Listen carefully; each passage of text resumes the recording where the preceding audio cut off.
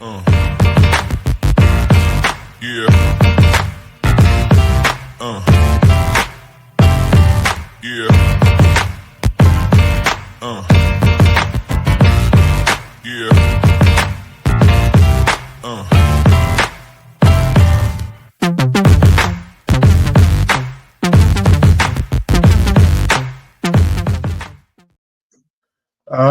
What's going on, everyone? Welcome to this week's episode of Rivercity 93. I'm your host, as always, Elliot Barr, and I'm the only person on this cast tonight that did not make the almost 400-mile, or in Matt's case, what is it, like a 2-hour flight to Charlotte? Please. Like Like an hour hour? 15. Hour 15. Flight down to Charlotte. There we go. See, you would know. You would know. Um, Down there to go support the Roos. Unfortunately, they didn't come back with the 3 points, but it was a good time because what's a good time without pissing off the other supporters group or just one dad with a X to grind on Twitter. But besides the point, Matt, how are you doing, my good man? I'm tired. I'm an old I am an old man now and didn't really take into consideration with everything was that A, St. Patrick's Day weekend, B, there was also a Charlotte FC game going on almost the same time, and C, ACC tournament with Duke playing going on at the same time, and all those stadiums were within like a mile and a half of each other.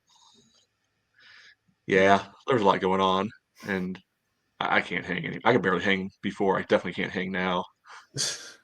Yeah, it did seem like there was a lot going on in the city of Charlotte that weekend.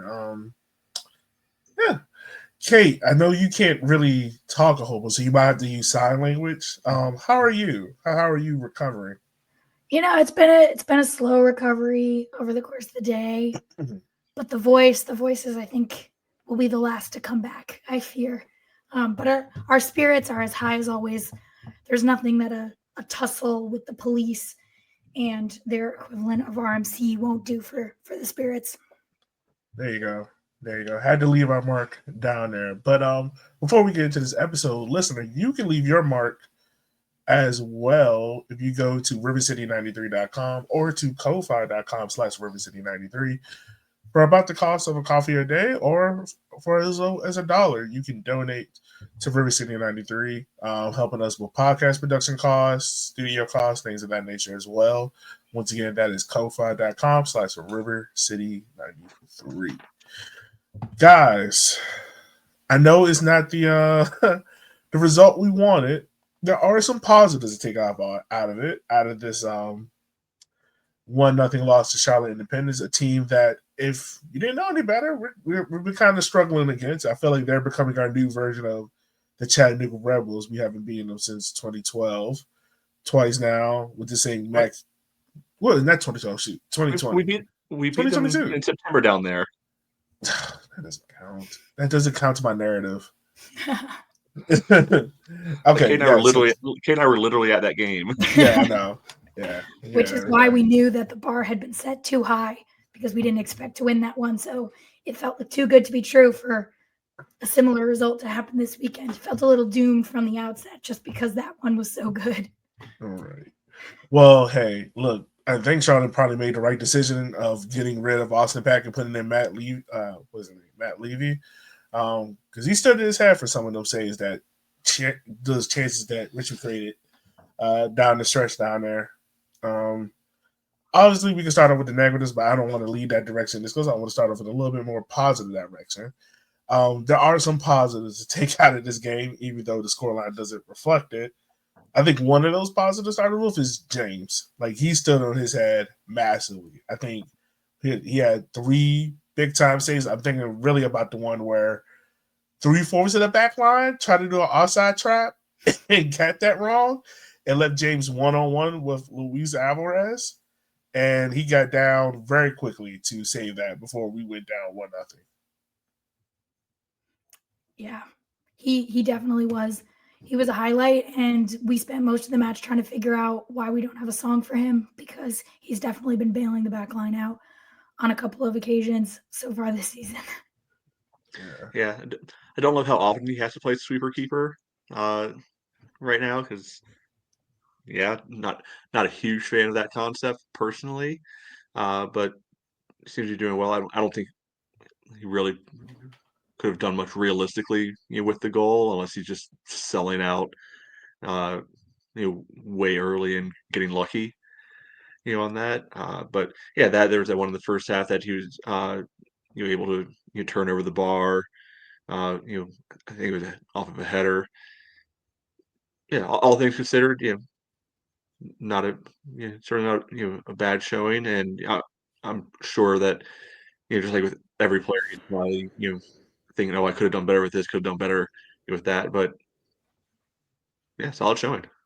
Yeah, I know one of the things that we were at a little bit of concern with last week was like his distribution. To give you his stats on that, his accurate passes, he had 33 out of 37, roughly 89%. Long balls, the one that we were really concerned with, 7 out of 10, so 70% right there. Other things you saw that James, and I mean, to me personally, it feels like now like the number one spot is his. Like he pretty much showed it, even though the goal necessarily wasn't his fault at all, but he showed it with the massive saves that he made and his distribution. You can see why Darren and the coaching staff are like, okay, he's deserving of starting and being the Kickers number one at such a young age. Yeah, you would think so. I think we learned, from last year, don't necessarily, assume something, definitively that way, because uh, it was, cup games that, put Shello into the starting team for a little bit and, knocked Pablo down. And Pablo uh, is probably itching, to hopefully play on Wednesday and be able to, get his opportunity, to get on the field and try to take the spot back. So, Yeah, yeah, I think realistically it's probably Snedden's right now, but yeah, weird stuff happens sometimes. yeah, no, that's true. So kind of going back and forth between this positive and negative thing. I think one of the slight negatives, and you guys probably will have a better perspective being there in person. This back line they're great aerially. They're kind of slow.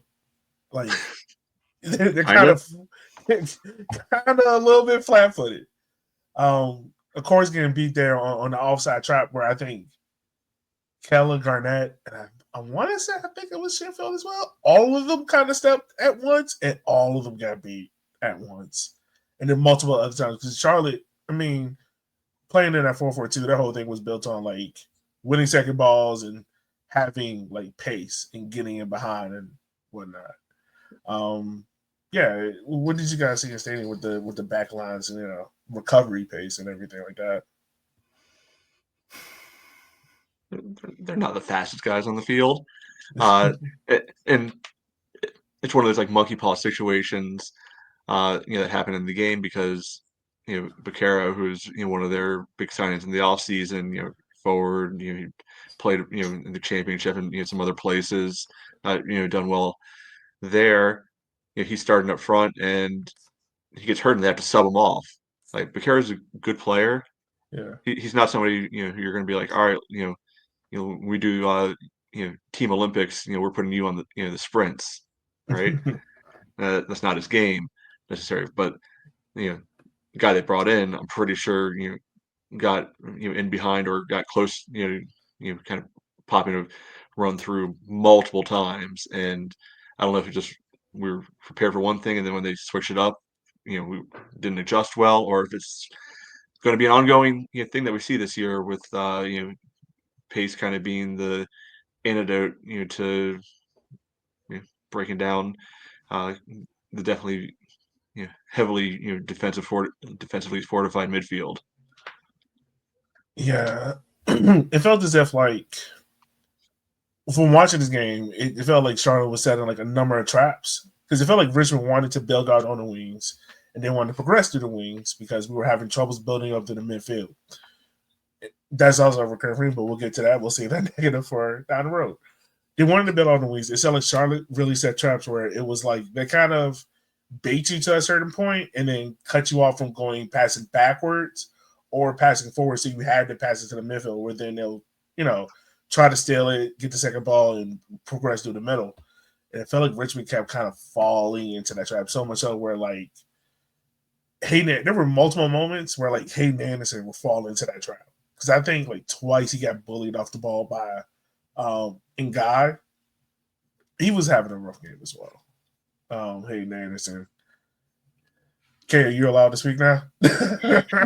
Hayden looked very unhappy at halftime after he was subbed out. He walked past us after we'd moved, and you could tell he was pretty upset with his performance. But yeah, I mean, I think that like one perfect example of that also was right there at the very end of the first half.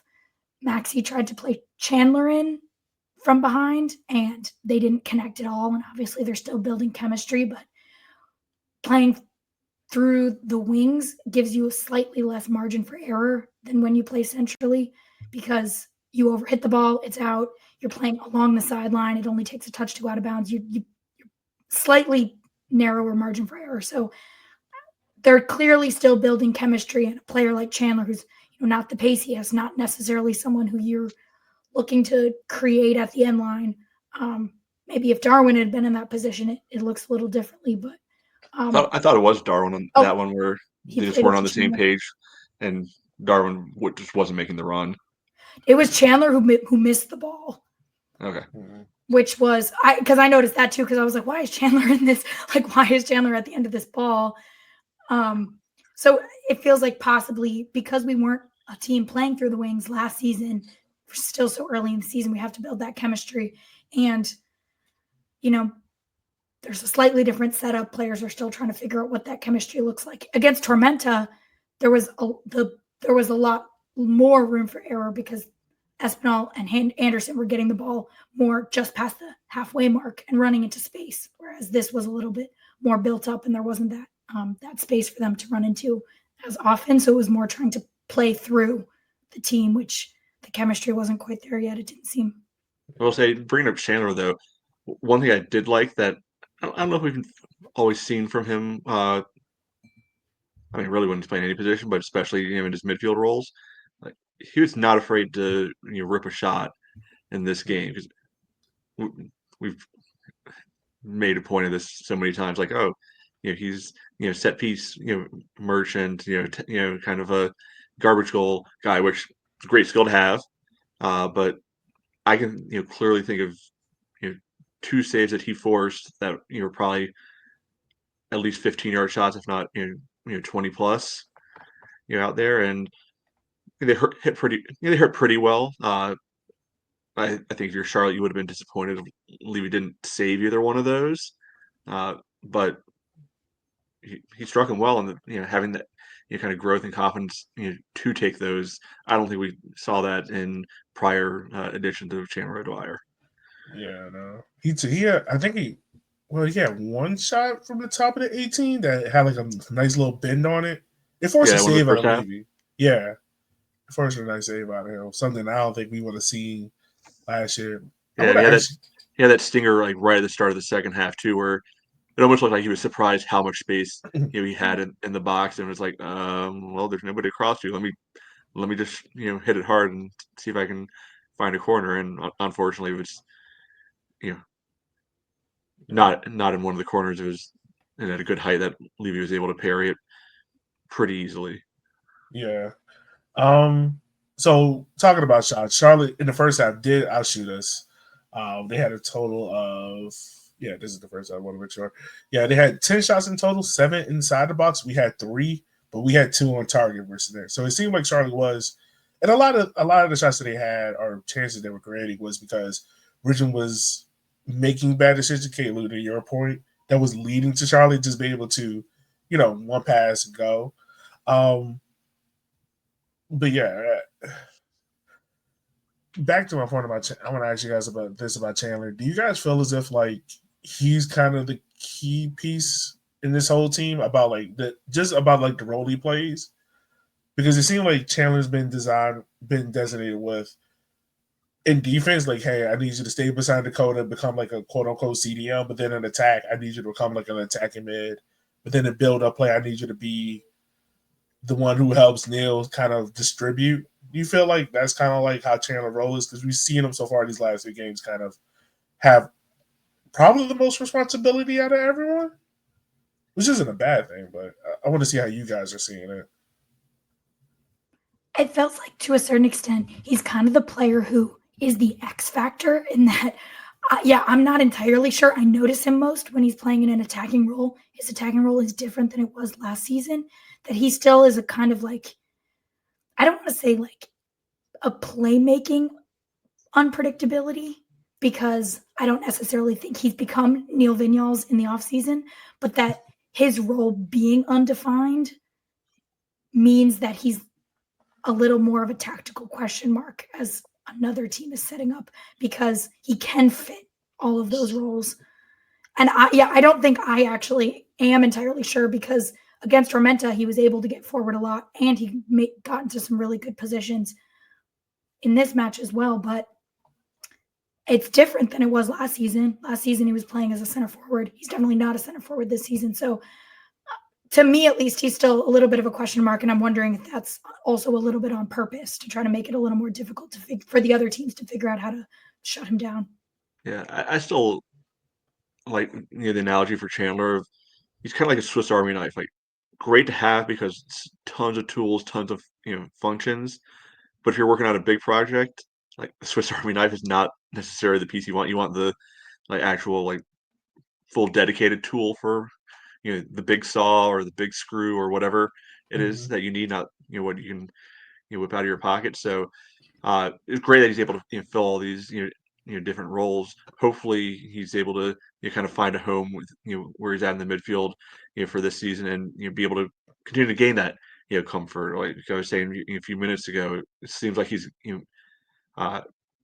maybe getting more comfortable with taking that initiative to just let rip on shots, to be able to look for some of those opportunities that maybe aren't his natural inclination sometimes, and that just takes time. Yeah, it feels like that is a good point. I think my last real big, maybe not a big point about the first half is, even though we just talked about this backline not being the quickest, they are able to frustrate offenses. There were multiple times in the first half where they were able to snuff out dangerous chances from Charlotte that, I felt like if we were talking beginning parts of early last year, automatically this team would have been down 2-3-0 easily. How do you guys feel about that? Speaking on that part of the back, do you guys feel like they're able to kind of ride out the wave for a little bit and allow the team to kind of get back into it? Maybe. I mean, I think 2 games is still a little too early to kind of make a sweeping statement like that, because we'll talk about some of the parallels with the goals, but in terms of when they're actually able to set in, I think they really know and understand their shape pretty well. Like, 3 of them are big boys back there too, and you put Dakota right in front of him, who's also pretty big fellow there. Like, if you want to try to beat us through there, go for it. I'm sure at some point during the year, somebody will be successful, because nobody is 100% defending crosses all the time. But it's nice to know that you've got a couple guys who seem very comfortable in those sort of scenarios. The other thing, again, 2 games in, granted, is that ignoring Clyde's moment last week, they seem a lot more disciplined in the tackle this year. I mean, how many times in the past have we talked about stop giving away fouls in dangerous free kick areas?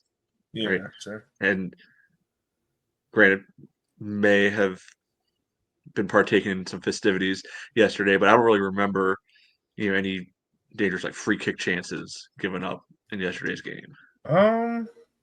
No. There are a couple other dangerous kind of chances that came, but not because a silly foul within 25 yards of goal. Yeah, no, nothing like that. I don't remember anything like that at all. And also, Sella last week, putting in a crunchy tackle hasn't put him off continuing to put in crunchy tackles.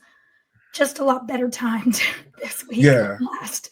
So that's also, even though we gave that up, and that was, we can debate how stupid that was.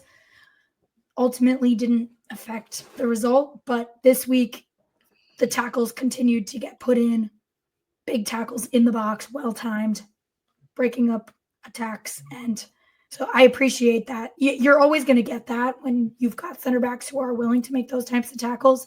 There's always going to be opportunities that they give up from those, but they came off this week. Yeah. All right. So before we jump into the second half, just want to remind everyone, make sure you like, listen, and subscribe to the podcast, whether you listen via YouTube or on your favorite podcast stuff. You know, all that stuff helps. Speaking about the second half, and I put this out there on Blue Sky, it felt like truly one of the main wishes was it wasn't that Richmond needed to play quicker, like get quicker. It felt as if like we just needed to move the ball faster to beat the trap that Charlotte was setting for us. And Kay, you talked about this point earlier about just how it felt. This still feels like this is a team still gelling. Like you can see what Darren is later. You can see what this team wants to do, but you can also see is that like, oh, I need to think about what I'm doing before I do it. Still motioning it. I don't want to make like a sweeping generalization because, like we've been saying, there's only 2 games, but I do feel good about what this team is laying down. It just feels as if like, all right, we gotta. It's gonna be some weird results. Like it's gonna be riding away maybe the first 5 or 7 games of the season with stuff like this because it felt like once we were able to beat Charlotte Express, we were able to get down to the final third. Like this team did fine. Like they created chances that were being threatening. It took us a while to get down to that point. Mm-hmm. And again, like we weren't playing with wingers last season the way that we are this season. So that is it's different for the outside backs to be playing with. It's different for Dakota to be playing with. So definitely just that mindset shift of we can actually trust the players on the wings to make something happen. Right. So let's go ahead. Let's talk about the goal that happened. 50th minute. Sorensen, who came in for Vaquero in the first half. Luis Alvarez, I'm not gonna lie, man. Luis Alvarez is a tricky little player, man. Like he's one of those guys that was like, all right, you're a little bit too good to be playing in League One. Like, I need you to go up to the championship. Yeah, he's one of those. Why are you still here, guys? Yeah, like you don't need to be here. I don't care how much Charlotte's paying you. You need to go somewhere else, sir. Because he was giving us fits. But yeah, he receives the ball, Luis Alvarez, on the right hand side, and I think it's a great ball because he cuts out Clyde, and I feel like Griffin, not to bang on Griffin, but I feel like he could have done a lot. He's a grown man now. We can be critical when merited. Yeah, I feel like he could have done a lot better because it's kind of like that moment where he recognizes very late and he kind of just sticks his foot out there hoping he gets his foot to it. But you can tell, like, if he recognizes this ball early, he cuts it out. He recognizes way too late where it just swoops it behind him. And it really takes out Clyde and Snedden at the same time where it just lands right in the Swartz' pocket where he can just slide it into the far post. Yeah, full credit. Like, really, really good pass. Like, oh yeah, can't do it. Well, that's not true. You can do something about that. Yeah, but I mean, I think the bigger thing is, we're a team that probably likes transition play a little bit more, and it's just like in some other sports, like what's the best way to beat a team that wants to do that? Do that right back to them, because that play really started in our offensive half. Soyford and Darwin trying to connect, and it was a heavy touch for Darwin trying to bring it past, and Charlotte was just off to the races immediately. Right after that. So I think it was 1 or 2 touches till it gets to Alvarez. But if you go back and watch that replay, Sorensen, he is just flying, down the field, just nobody, anywhere near him for most of it. Like, and he basically splits, Simon and Griffin, on the back post. They're like, you can see Simon's trying to keep up, but see our earlier conversation about, maybe what the player attribute on their FIFA card wouldn't be. and yeah, and to me, it also gave me a lot, kind of flashbacks of the second Tormenta goal last week, where it was a turnover, a very similar spot of the field, and they just, went back and just shoved it right down our throat. Yeah. There, other side of the field, but they basically played a two-man game. And I think this time too, we saw like one of the midfielders, don't remember who, you're giving a little bit of an attempt to kind of reach out, grab, and maybe take the professional foul yellow, but they either didn't go full bore, they just missed on it, and after that is pretty much all she wrote. Yeah. Yeah, we've seen that a lot out of this team, and not to harvest too much of the money, but we've seen like that sloppy kind of build out play where you can see like, all right, I'm trying to play quick, but in doing so, it leads to the mistake, which cuts out half of the team. It really did. It kind of sucked it all. And honestly, after the goal, Richmond, I mean, I was giving them the credit where credit is due. They didn't go away. They didn't shy away from it. They still try to, keep their foot on the pedal. I was surprised at how much Charlotte didn't even try to really attack after that. I don't remember Charlotte really having a dangerous chance again, did they? Oh yeah, they definitely did. Okay. Like when Cheney came on, he had I forgot a shot where as he's setting up, I'm like, oh no, because we've had that experience before. Yeah, no, okay. I was trying to make sure I remember it because I was like, I don't remember anything really happening, but maybe I was wrong. Yeah, there's another one where Sneddon had it kind of like scramble. Like I think he had it the whole way, but yeah, definitely had to get down to save a shot, whether it was actually on target or not. Who knows? Yeah. Oh yeah, no, I remember that chance now. Yeah, that was another. Yeah, Sneddon had some good saves, man. He had some good ones. And what was it? First half, he had 2 big ones. Yeah. But Richmond did, for everything about it, did have a chance. Talking about Hayden Anderson, he got subbed off at the end of the first half, came on Josh Kirkland. Got a penalty for us. I don't know what the ref exactly called. I think it might have been the foul on Kirkland, but you can also see there's a handball there. It isn't really clear about what the foul is, but we don't really care about that. We just know it was a penalty. He called a penalty, and that's all that matters. Yeah, he called a penalty. Giving the Kickers a chance to get back into this game.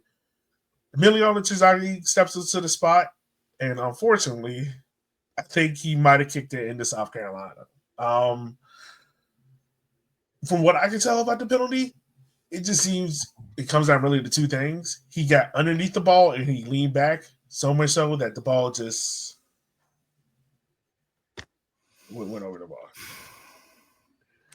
I can't correct me if I'm wrong, but I don't think the goalkeeper dove that way. Did he? So he did. He did. Okay. But he didn't dive high. It's not like if it had gone in the corner, he wouldn't have saved it. Okay. Yeah. So unless it's one of those where like he waves his arm upwards and gets lucky with a little bit of a deflection or something, but you can see what Emmy was going for, and if he hits that low, probably getting saved, but based off the read that the keeper got. Yeah, it's 2 in a row now that he's taken that he's airmailed. You go back to Tormenta Jaeger Cup game, I think it was, in a shootout, and put one over there. So, it's kind of it's not a perfect analogy. Fool me once, shame on you. Fool me twice, shame on me. Sort of thing. Yeah. The one in the Jaeger Cup, was that during regular time? No, it was in the shootout. It was shootout. Okay, my fault. I missed that point.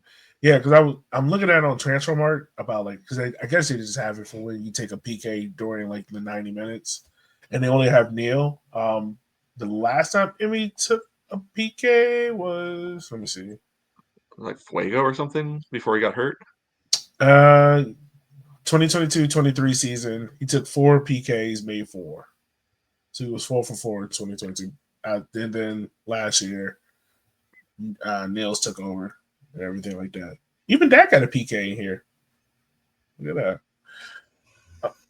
I know there was some conversation about like maybe possibly looking at PK spot taker. I still say give it to Emmy. I'd rather trust Emmy with it than anyone else because I just think the ability for him to score is always there from the spot. But I will say, like when Emmy got subbed off and Matt came on, this team got a lot more dangerous. And this is something that stuck with me. Like Matt came on.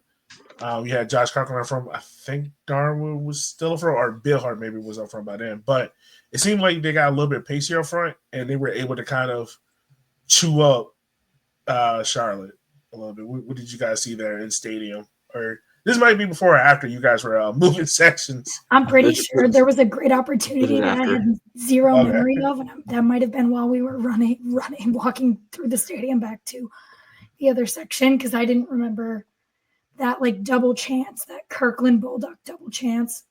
That Oh no, we were already back over by then because I was probably talking to our dear friend from the Mecklenburg Reserves.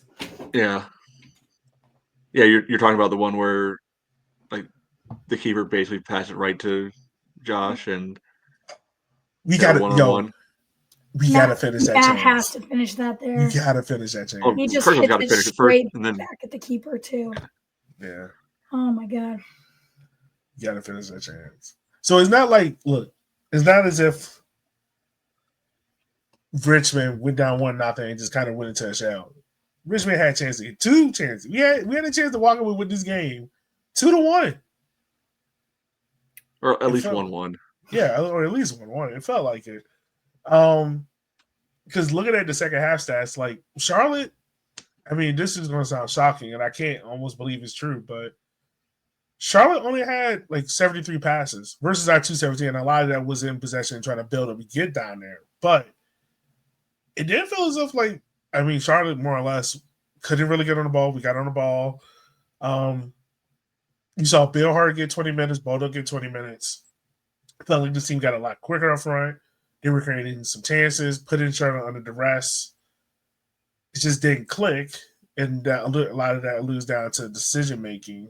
But there are positives to take away from this. What it feels like, it felt like a early lesson that we probably needed, and I felt as if like if we played this game, because we won't see Charlotte again till July, and then in the league again to September.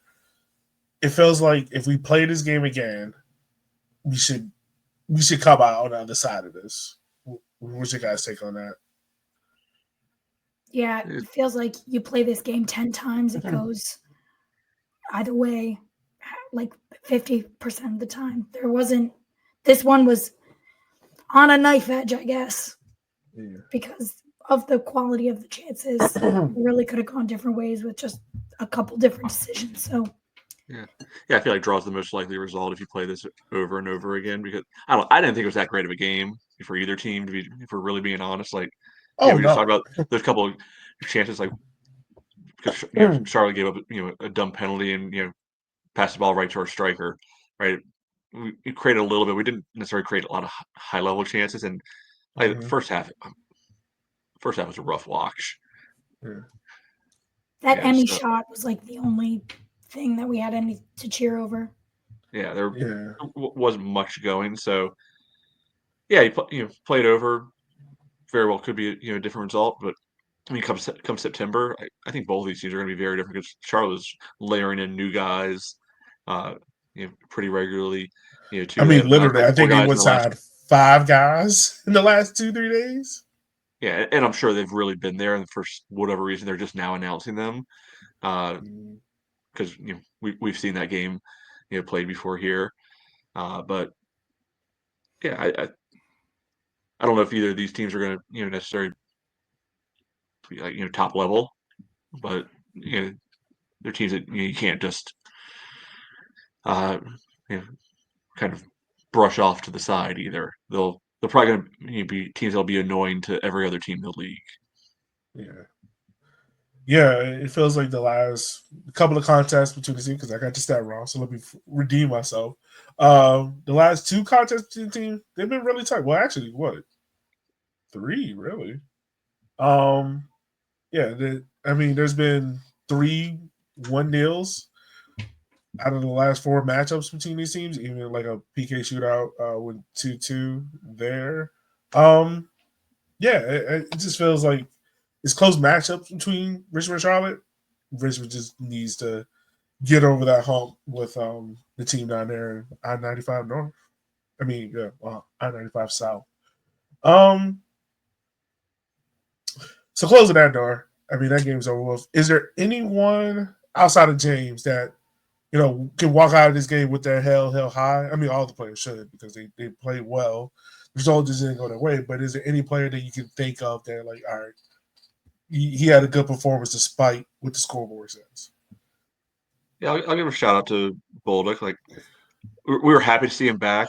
I was wondering, like, how much did he really have to give? Is he going to be more of a practice player, mentor type? But he got in there and really active.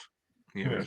And it wasn't just active by running around a lot, like getting on the ball, not being afraid to go at a guy one on one, here and there. So yeah, impressed by what he was able to bring off the bench. So I think because I mean I was surprised when well even before we saw the lineups, we saw the social media stuff of who was getting on the bus and he was on there and yeah I was a little surprised that he kind of knocked Landon out of the 18 this week, but Yeah. seems like merited. Okay, so I'm glad you brought up that point, Matt. He did knock Landon out of the 18, and we saw some conversation in the Discord about substitutions because at the what was it? I think 70th minute mark, you saw when James came in for whoever. Yeah, like at the very last. But you look at the whole bench, you already had Adrian there, Bolduc, Kirkland. So those are all your attacking subs. Then you really got Vaughn and Gee left. I mean, you have Beckett Howe as well. Do you think, and I mean, this is hindsight 2020, do you think having Landon out there maybe on the bench would have another attacking player instead of having really 2 defensive players makes any kind of difference in the grand scheme of things? Or because I mean, let's think about the counter argument to that. Like, what if we're winning and all we have on the bench are attackers when we need to fortify, right? That's true.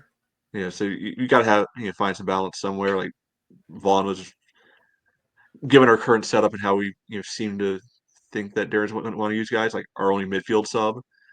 It seemed and then you had Ian Beckett to be able to cover the different backline spots potentially, but yeah, when you have 5 subs, and a 7 man bench, like you either roll the dice or kind of go with it. And it's a little different, for the home games because you can have those 2 extra academy player bench spots, so you can possibly have one more attacker in there. You'd be able to fit in, but I get the question of like, okay, we need to chase a goal and we're changing out a center back and we're changing out a defensive midfielder, but I mean, if it wasn't working before, like, got to change something. Yeah, that's true. Well, that was just a nice little thought experiment. I'm gonna worry about that later. My light just fell over. It is what it is. So while you guys were on the road, making the trip down there as loyal supporters do, I was at City Stadium on Friday, when they were having the big discount shop store. So I got this training top. This was only $25. It's not a bad buy. It was the only 3X they had. So let me tell y'all something. If you can find any Kickers merch that is not a medium or a tight extra large, I'll buy it because you don't ever know when you'll see it ever again. So y'all guys weren't there, but they had 2 of the training tops. They had this one and the cookies one. They had like a bunch of other like random kicker stuff. There was, and I posted this on social media. The picture doesn't do it justice. But do you guys remember the first tee jersey. Yeah, I mean, it helped that I've seen the picture, but Okay. So I was going through the stuff and they just had like a bunch of these. So I didn't realize like Adidas just sends the team templates and they kind of mess around with it. It's the same jersey, but on it, the color of it is dark blue. And so it was a mistake that they had. So they had a couple of jerseys where I guess the kickers have literally took like a Sharpie and tried to color it in. And you can see the Sharpie marks like around the collar. And they were trying to see if they could like color themselves. Because it came with something. He was like, the story behind it was, this is why we had the delayed jersey. Because they had to send the templates back to get them back from Adidas with the right collar. Oh my who would notice? That's not true. We would notice and then complain about it. Yeah. So I take that back. But it was funny. I think the Kickers are probably going to do another sale like this because I was there for an hour and I don't know how many people really came by, but it was good. Like I think they had $25 jerseys. If you really want if you want to start a Kickers jersey collection, I think they had like a couple of 2023 kits for like $50. Hats, polos, t-shirts were like 10, shirts were 5. So it was good deals. I hope they do it again like that. I even got a free Richmond Kickers flag out of it as well. A flag that I was going to buy that was like $18. I got it for free. So yeah, wasn't a bad purchase either like that. So we look ahead. This week is kind of special because we have U.S. Open Cup kicking off. Richmond has their home debut against the Virginia Dream, Lucas Mendez. And real quick, I just want to say, I put it out there on Blue Sky, but unfortunately, you guys know we usually have like an article covering the team that we're about to play in the U.S. Open Cup, one of the articles I look forward to doing. But due to unforeseen reasons, I'm not going to be able to do that article prior to. So you'll probably get an article afterwards talking about the game. But let's talk about how does Darren approach this game with AV Alta on the weekend, who had their first ever game against Tormenta, losing 2-0 there. We won't get into a preview really much of AV Alta too much, but how are they looking to line up against Virginia Dream, a team that plays in, I believe, UPSL, if I'm not mistaken. UPSL and PSL, one of the two. I think you'll see some rotation. Like you'll probably see, if I had to guess, you'll see like Gee start. You'll see some of the other guys who have been in the team but maybe not been getting the starting minutes. Go from the beginning. I don't think it's going to be like a full on reserve team. Like star players take the night off or anything. But it's early. Darren's talked already about the team working to be able to build fitness. With all the snow getting in the way of the full preseason. So I think we'll see some changes. I wouldn't be surprised if you see a couple of the big guns on the bench as kind of a break glass in case of emergency sort of situation. Yeah. I like the Gee shout out. I have no problem. Probably take Clyde out the lineup.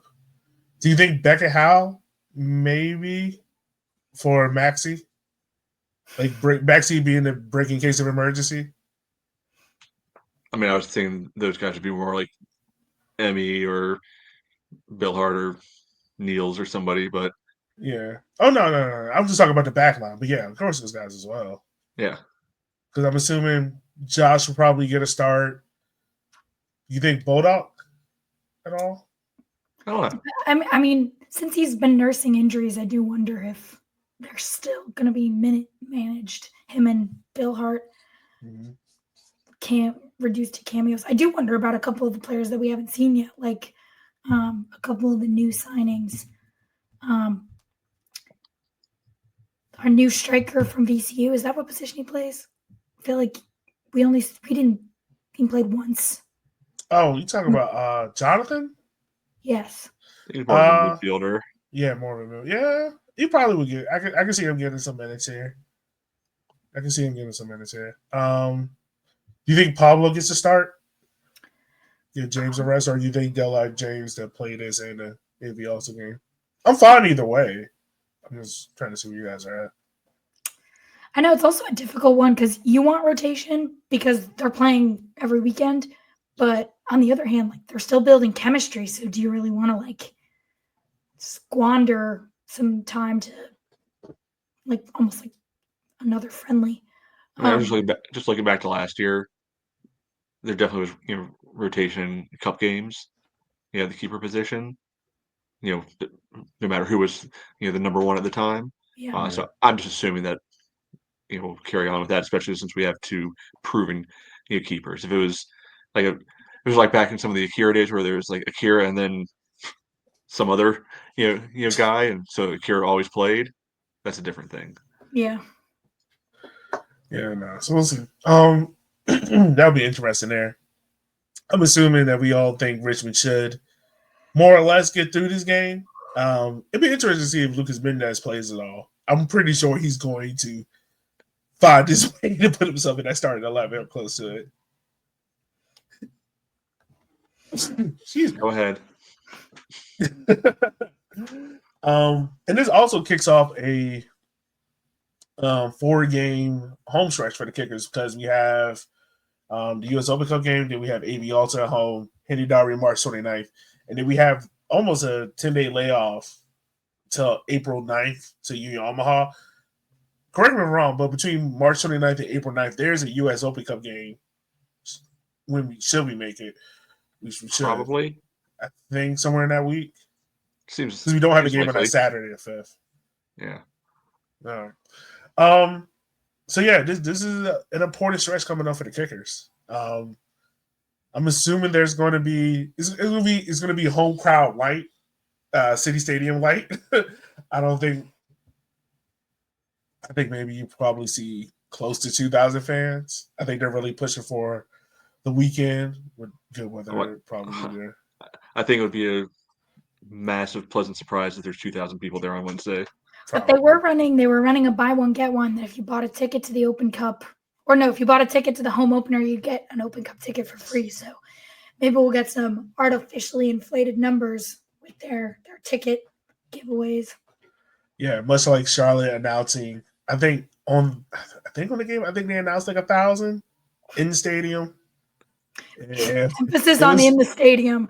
I think the concession workers were included in that total. Yeah. I think they were just like, yeah, we got to find a way how to round this up. I mean, we couldn't see it. I think the way how the camera set up, it didn't show you the teams or anything. But you guys were on TV, getting a lot of shout outs. You guys were there loud and thunderous and everything like that. It's nice to see that the Mecklenburg Reserves gave you guys a nice time down there. Mm-hmm. But whatever. Since we probably won't have a time to talk about it till we meet up again next time we record. AV Alta, I don't know if you guys the power of transference. We beat by Tormenta by 2, and they beat Alta by 2, so we should beat Alta by 4. I mean, that works. I'm cool with that. How do you guys think? Well, never anything. I have nothing to add to the conversation here because I don't know. I didn't, obviously watching it because it was on the same time as our game and did not go back and check any of those highlights. So no comments. Only thing I will say is this: Emmy will score. He will score, and I'm on board. He will get it going in between these two games. That's my hope. But guys, anything else from y'all before we wrap up? Fun week coming up.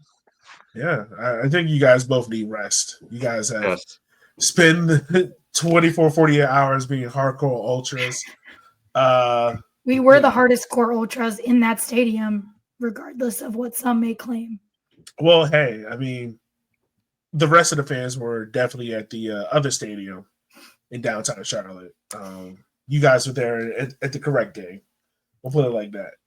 But from Matt and for Kate, for Shanair and everyone else, We just want to say thank you for taking the time out of your day for listening to our podcast. As always, you can go to ko-fi.com/Rivercity93 or to our website, rivercity93.com. For less than not less than, but for $1 a day or less than a cup of coffee at Starbucks, you can help donate to the podcast. It'd be greatly appreciated. And you can also make sure to like, share, and subscribe. That will go a long way. I think right now on YouTube, we're sitting at 61. So help get us to 75. Help get us to 75 subs on there. And also, by the way, we got a big shout out. The Final Whistle episode, if you haven't listened to it yet, it is a great watch. It is his own standalone podcast. We are talking to Coach Sawatsky once a month. I wouldn't say unfiltered because you still got to filter it a little bit, but it's great to get an insight of what his mindset, what his staff thought process is, looking at these games and hearing directly from his mouth. So make sure you go check out that is the Final Whistle after you listen to this podcast and everything like that. But for that being said, as always, we will holler at you guys next week where we will be talking hopefully about 2 great wins and 50% although halfway there, they're a homestand. So